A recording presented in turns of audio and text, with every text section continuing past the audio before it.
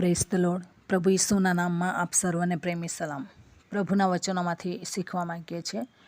ગીતશાસ્ત્રનું પુસ્તક તેનો 107મો અધ્યાય અને 28 અને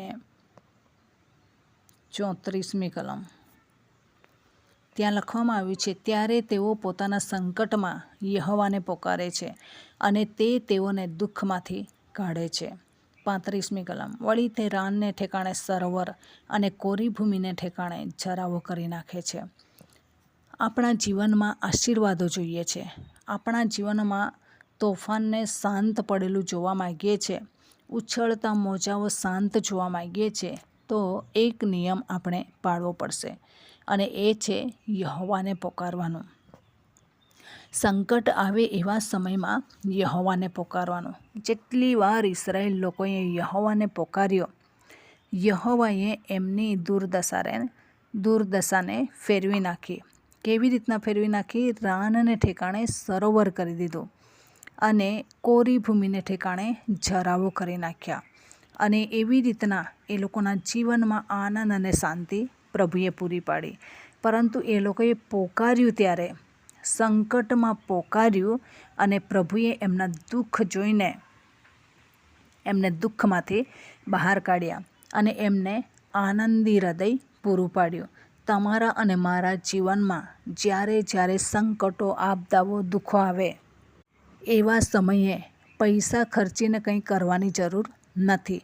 ફક્ત યહોવાને પોકારીએ, યહોવાને આજીજી કરીએ, યહોવાને કાલાવાલા કરીએ, યહોવાને વિનંતી કરીએ, યહોવા આપણા માટે ભલાઈના કામો કરશે. એની પાસે બધી જ ક્ષમતા છે. આપણે આપણી કેપેસિટીમાંથી નીકળવા બહાર નથી માગતા, પરંતુ આપણી મર્યાદાઓ તોડીને પ્રભુ પર આંધળો વિશ્વાસ કરીએ. જે મર્યાદા છે કે મારી કેપેસિટી આટલી છે, મારી પરિસ્થિતિ આજે આટલી છે, મારી પાસે નાણાં નહીં મળે, મારી પાસે આ નહીં મળે, ઘર નહીં મળે, તે નહીં મળે, એમ કરીને આપણે, અને આવક નથી, મારી પાસે આટલી સેલરી છે, એ જોઈને બેસી રહીશું તો બેસી જ રહીશું. પરંતુ જ્યારે પ્રભુને પોકારીશું, મારી સેલરી તરફ હું નહીં જાઉં પ્રભુ, અને જે પરિસ્થિતિ છે એ તરફ નહીં જાઉં, તમે સર્વશક્તિમાન ઈશ્વર છો, હું તમને પોકારું છું, તમે મારા માટે કામ કરો. 38મી કલમમાં કહે છે, તે તેઓને આશીર્વાદ આપે છે અને તેમની પુષ્કળ વૃદ્ધિ થાય છે. વળી તે તેઓના ઢોર ઢાક ઘટી જવા દેતો નથી, મરકીને પણ દૂર કરે છે. કયામાંથી આશીર્વાદો અપાવવા એ પ્રભુને ખબર છે. આપણે શું ધંધો રોજગાર કરીએ છીએ એ પ્રભુને ખબર છે, અને એ ધંધા રોજગારમાં બરકત આપવા માગે છે. ઘણા ગામડામાં આપણે જોવા જઈએ, નોકરી નથી મળતી, ગવર્મેન્ટ જોબ નથી, તો એ લોકો જે ધંધો કરે છે, પ્રભુ એમના ધંધામાં આશીર્વાદ આપે છે. પશુપાલનમાં આશીર્વાદ આપે છે. લોકો પશુપાલનથી બંગલાઓ, ગાડીઓ બધું ખરીદે છે. પરંતુ જો આપણે આપણી પરિસ્થિતિમાં જ રાચતા રહીશું તો કોઈ દિવસ આગળ વધી શકીશું નહીં. પરંતુ આપણે પ્રભુને પોકારીએ અને પ્રભુ આપણા માટે યોગ્ય કામ કરશે. તો આ દિવસોમાં તેમના માટે આપણે પોકારતા રહીએ, આપણા જીવનને બદલવાને માટે પ્રભુને પોકારતા રહીએ, તેમને આગળ કાલાવાલા કરીએ, અને એ હરેક દુઃખોમાંથી આપણને બચાવશે. તો આ દિવસોમાં વધુને વધુ તેમના મહિમાને માટે આપણે વપરાવાનું છે. ખતરાઓથી બચી જઈએ, અને આપણે ઈશ્વરના બાળકો છે. એ ઈશ્વર એટલો મોટો ઈશ્વર છે કે આપણને એ જ પરિસ્થિતિમાં નથી રાખતા, પરંતુ આપણા માટે આશીર્વાદોના ઝરૂખા ખોલે છે, સ્ત્રોત ખોલે છે.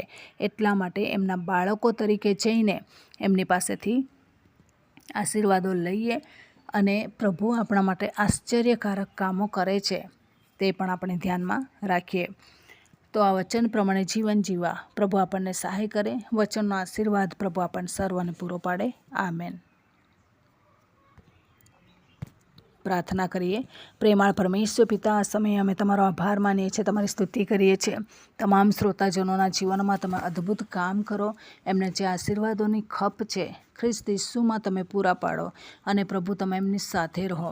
એમની રાન જેવી સ્થિતિને તમે બદલી નાખો, અને પ્રભુ તમારી કૃપા એમના પર રાખો. એમની રાન જેવી સ્થિતિને બદલીને પ્રભુ સરોવર કરો, અને કોરી ભૂમિને ઠેકાણે જરાવો કરી નાખો. એમની હરેક પરિસ્થિતિને બદલી નાખો. પરિસ્થિતિ તરફ નહીં જુએ, પરંતુ પ્રભુ તેઓ તમે આ આપી શકો છો એ પ્રમાણે આદર આપનારા, માન સન્માન આપીને પ્રભુ તમારા પર ભરોસો રાખનારા બની શકે એવી કૃપા અમે તમારી પાસે માગીએ છીએ. તમે ગૌરવવાન દેવ છો, સર્વશક્તિમાન પિતા છો, તેના માટે પણ આભાર માનીએ છીએ, સ્તુતિ કરીએ છીએ. વધુ ને વધુ તમારા મહેમાનો માટે ઉપયોગી બનાવો, ખતરાઓમાંથી બચાવો એવી કૃપા અમે માગીએ છીએ.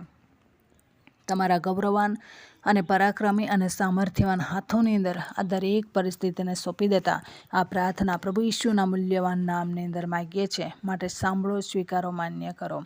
Amen. Thank you. Praise the lord. God bless you. Amen.